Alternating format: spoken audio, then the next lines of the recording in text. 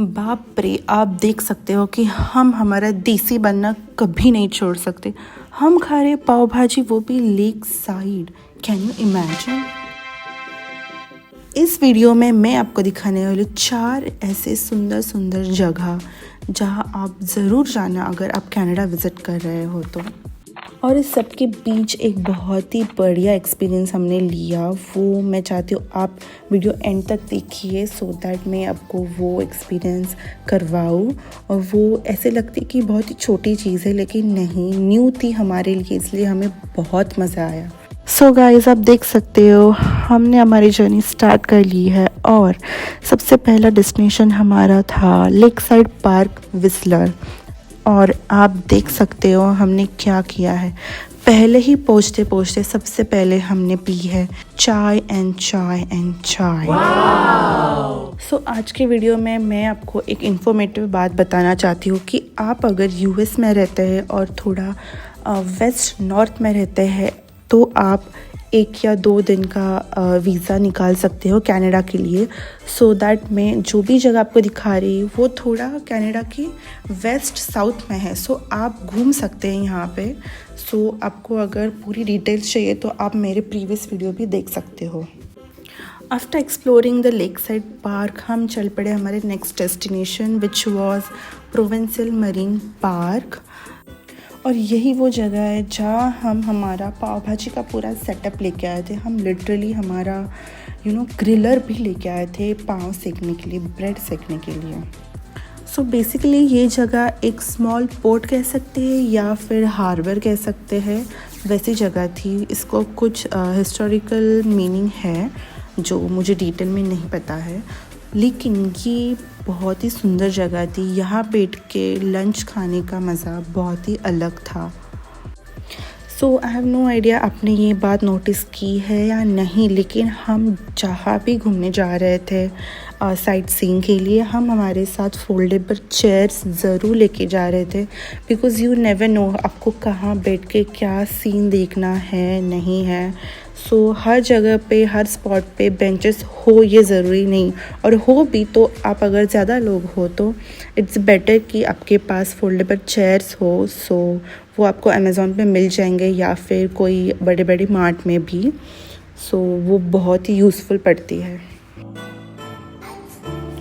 So after this beautiful 1 day trip it was time to go home. और आप देख सकते हो next day it was raining. हम जहाँ भी जा रहे थे वहाँ पे बारिश हो रही थी। इट वॉज़ वीक डे, इसलिए मामा बहुत बिजी थे, इसलिए मामी हमें घर के एरिया में घुमाने लेके गई थी, एक्सप्लोर करने लेके गई थी। सो फर्स्ट हम गए थे Costco. Costco is basically membership based warehouse जहाँ पे आपको बल्क गुड्स और डिस्काउंटेड प्राइस में प्रोडक्ट्स मिल जाते हैं। So products as in groceries, electronics, clothing, appliances, furniture, pharmacy, gasoline etc. और ये इंडिया में नहीं है। So it is basically only in USA, Canada, UK, Mexico, Japan, South Korea, Taiwan and Australia. So ये ऐसे बेसिकली ये बहुत बड़ा मॉल जैसे होता है जहाँ पे आपको एकदम होलसेल जैसे रेट में आपको बहुत ज़्यादा क्वांटिटी में गुड्स मिल जाते हैं। ओ बाप रे, ये ग्रीनरी देख लो, इतना आई सूदिंग था ना।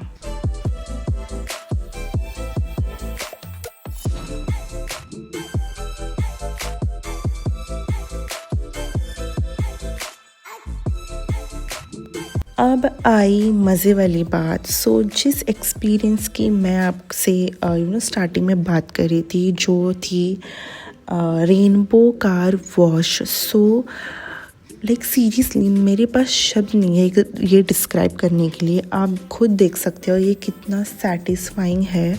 सो जब हम खुद कार में थे और ये एक्सपीरियंस कर रहे थे, बहुत ही मज़ा आ रहा था। आपको कोई किसी को लगेगा कि ये क्या ही है, लेकिन नहीं, it was a very different experience for us.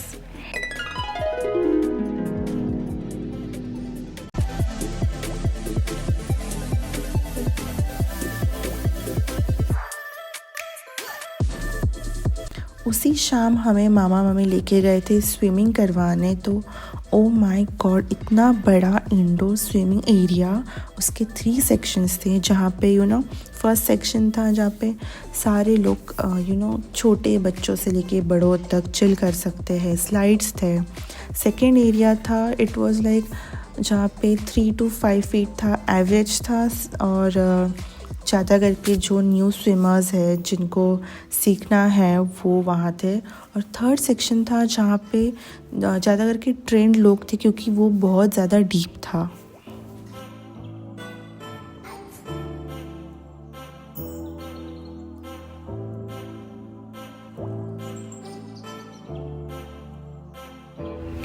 तो हमारा थर्ड डेस्टिनेशन था गोल्डन ईयर्स प्रोविंशियल पार्क। वहाँ पे है नॉर्थ बीच करके। तो नॉर्थ बीच जाने के लिए you have to walk for 20 minutes from the Gold Creek parking area. और यहाँ वॉकिंग ट्रेल बहुत सीरीन थी, हमें बिल्कुल बोर नहीं हुआ। और यहाँ पे थोड़ी मज़े वाली बात और थोड़ी घबराने वाली बात ये थी कि यहाँ की फॉरेस्ट में बहुत सारे बेयर्स होते हैं और वार्न किया जाता है कि यहाँ लेट इवनिंग नहीं आना है, क्योंकि हम मोस्टली लोग खाना लेके आते हैं और यहाँ पे बहुत सारे बेरीज़ के प्लांट्स हैं। तो बेयर्स उनकी भूख मिटाने के लिए यहाँ आ सकते हैं और बहुत लोगों को दिख भी जाते हैं। तो वो अवॉइड करने के लिए you have to walk fast. तो हम ऐसे थे कि पूरी ट्रेल ओ गॉड साथ चलो, कहीं रुकना नहीं है प्लीज़। और ये बीच का व्यू देखने के लिए बहुत टूरिस्ट यहाँ पे आते हैं। यहाँ पे आप स्विम कर सकते हो, कैंपिंग कर सकते हो, कायाकिंग कर सकते हो और चिल कर सकते हो।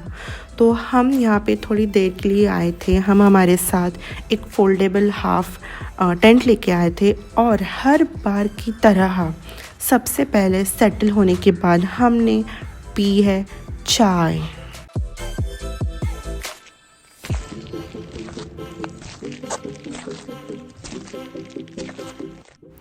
Look at this view guys, right में डेंस फॉरेस्ट और लेफ्ट में माउंटेन्स और बीच में लेक। आई मीन सीरियसली ये बहुत ही ज़्यादा रियल में सुंदर दिख रहा था।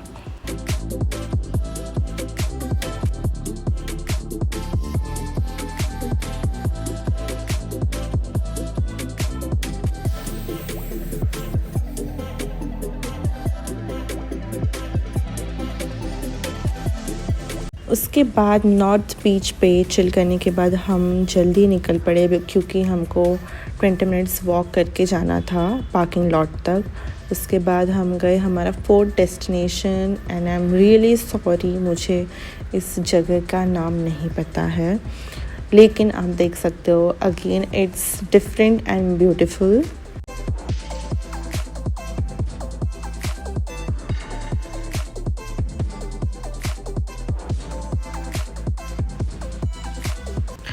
यहाँ के कहीं भी लेक में आप स्विम कर सकते हो। सो इन्होंने एक एरिया मार्क करके रखा होता है कि हम उधर तक ही स्विम कर सकते हैं, उसके आगे नहीं जा सकते क्योंकि थोड़ा डेंजर है। लेकिन हमने देखा कि हमें इतनी ठंड लग रही थी, फिर भी लोग लिटरली शाम के 7-8 बजे यहाँ पे आके स्विम कर रहे थे। और ऐसे भी नहीं 5-10 मिनट, पूरा 1 घंटा पानी में ही थे।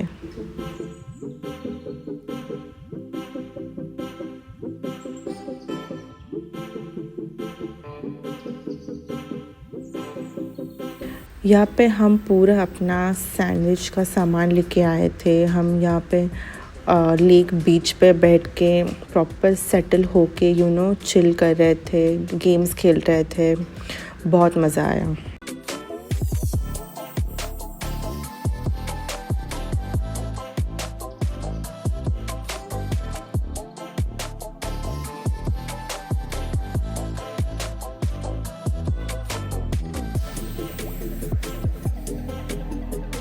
और इस जगह से निकलते वक्त ऑलमोस्ट शाम हो चुकी थी। सो आप देख सकते हो कि यहाँ के डक भी ऑलमोस्ट सोने की तैयारी में थे और हम निकलते निकलते पूरा अंधेरा हो चुका था।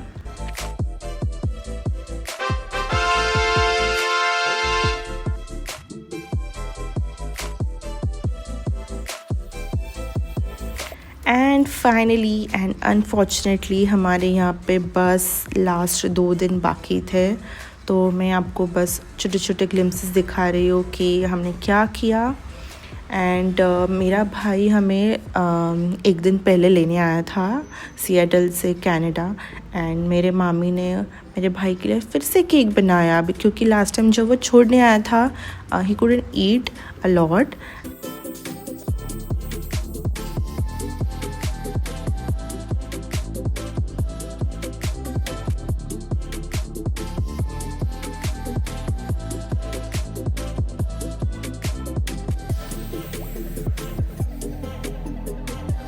एंड गेस वॉट, निकलते वक्त हमने यहाँ रक्षाबंधन भी सेलिब्रेट कर लिया। रक्षाबंधन को एक्चुअली बहुत टाइम था, हमने एक वीक पहले ही सेलिब्रेट कर लिया क्योंकि हम अब यहाँ से रिटर्न जा रहे थे यूएसए, और जाते जाते हमें मामा मामी लेके गए एक amazing desi Punjabi restaurant. And guess what, पूरा देसी इंटीरियर और देसी वाइब्स बना के रखे थे इन्होंने। आपको ऐसा लगेगा कि आप अब्रॉड में हो ही नहीं, आप इंडिया में ही हो। और यहाँ का फूड भी बहुत डिलीशियस था। सो आई विश कि आप ज़रूर यहाँ पे आना इंडियन फूड और यहाँ की वाइब्स फील करने।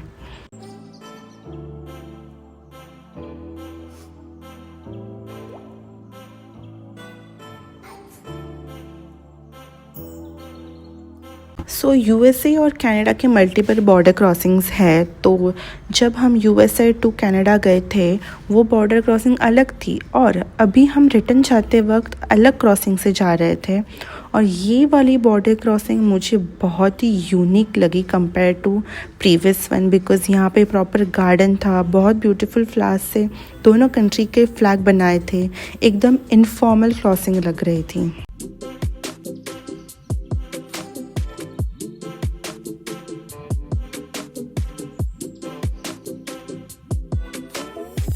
और हम जाते जाते गए थे सिएटल के फैक्ट्री आउटलेट में, और आई एम रियली सॉरी मैं वहाँ व्लॉग बिल्कुल भी नहीं बना पाई।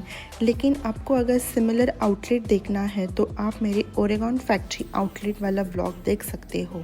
और फाइनली घर जाने से पहले हमने हमारा दिन एंड किया ऑथेंटिक इंडियन फूड खा के इन संपूर्णा सिएटल रेस्टोरेंट में। और again the food was too delicious. और गाइस आप बताओ आपको ये कनाडा ट्रैवल सीरीज़ कैसी लगी, और आपको इसके रिलेटेड कोई भी इंफॉर्मेशन चाहिए होगी तो just feel free to drop your questions in the comment section. And now see you soon in the next vlog जो बहुत ही यूनिक होने वाली है। So stay tune guys, see you.